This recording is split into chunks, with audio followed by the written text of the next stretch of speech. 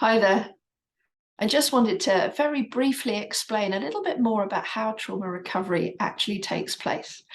Trauma recovery is something that really is possible. It's possible to recover from trauma. And it depends what kind of trauma really dictates what kind of recovery journey it will look like. But there's a few really key important components within the concept of trauma recovery. One of them is the use of words. There's an awful lot of belief and talk out there and a lot of provision that actually to recover from trauma, you need to talk. Well, arguably, talking does need to come into it somewhere.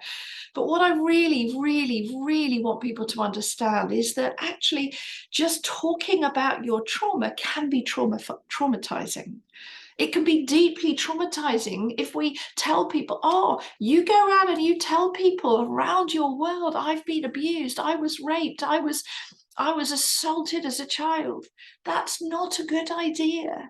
And it's not a good idea because of this. Number one, what we recognize about trauma is that when you've been traumatized, you've been terrified, powerless, and overwhelmed. It's not what happened to you, it's what's happened to your body and your nervous system and your emotions and your memory as a result of what's happened to you. And one of the things that we know is a trauma symptom is the fact that when you are shocked and terrified and powerless, your prefrontal cortex actually goes offline, which means that you lose the ability to have words which are connected to your thinking.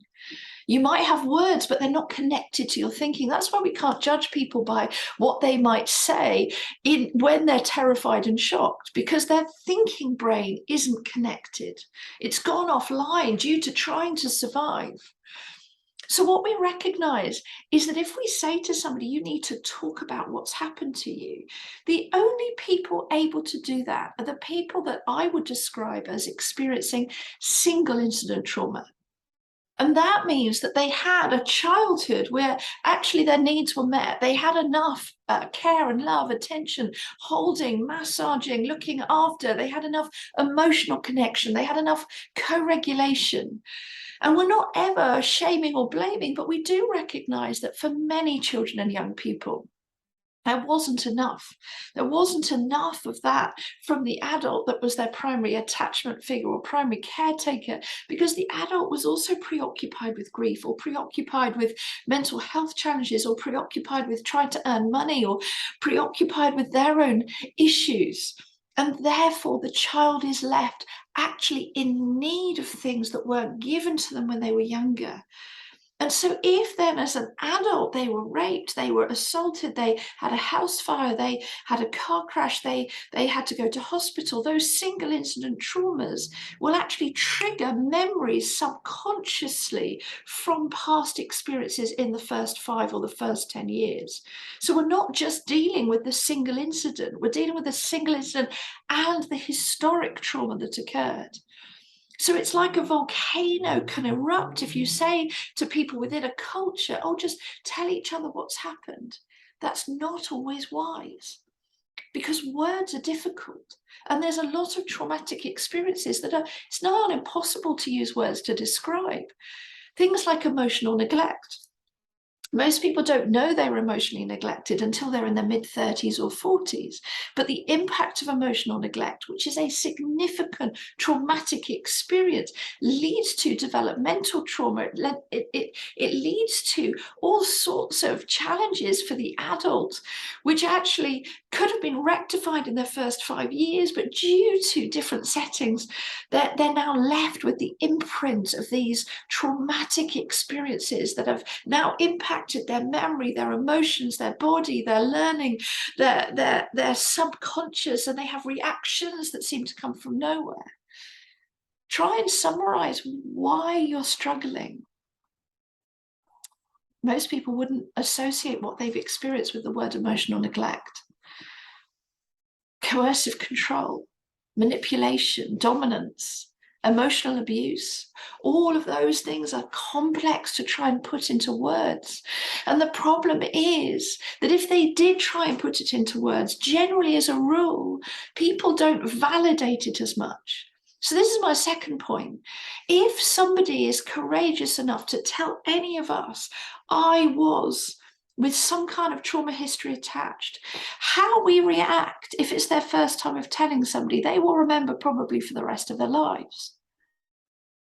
As an adult psychotherapist, it used to take sometimes a whole year for somebody to say the sentence, I was abused. But they'd say it to me, knowing that I have a background and training that knows what to then do with that.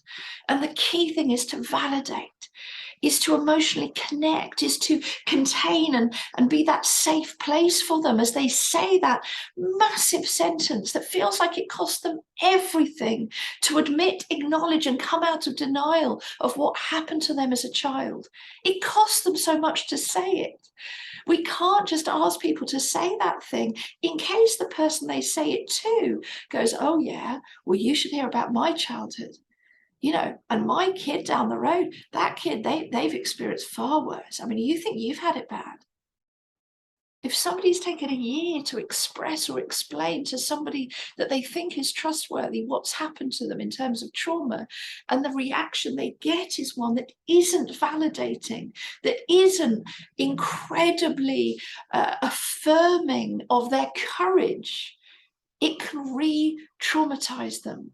That's why I say to people, please always remember your face, remember your nervous system. If somebody's brave enough to tell you that something happened to them once, because they might take an internal photograph of that face forever.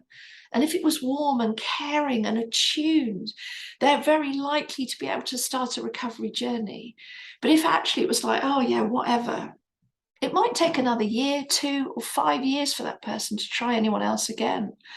They might never be able to try and trust somebody else again with their story that is so deep and raw. The other thing, my third point, is verbal therapy is only helpful when somebody has come out of shock. It's helpful for somebody in a single incident trauma history because they want to talk about it. Children, young people, and adults are very happy to talk about single incident traumas. You know, oh my goodness, I'm in the middle of recovering from a car crash. I had this awful incident that happened to me the other day. My house almost caught fire. Yeah, we're going to divorce after all. They're all big things to happen, but they have words. People have words because it isn't interpersonal trauma. There isn't some connection with their sense of identity, with shame, with, did I cause this to happen? And so it's really important we understand that words are connected with type 1 trauma. Type 2 trauma, which is trauma that has happened several times and now the whole nervous system is waiting for it to happen again, means that the person isn't able to just talk casually about what's happening because they're stuck in a trauma reaction, which is defensive to try and help themselves stay alive.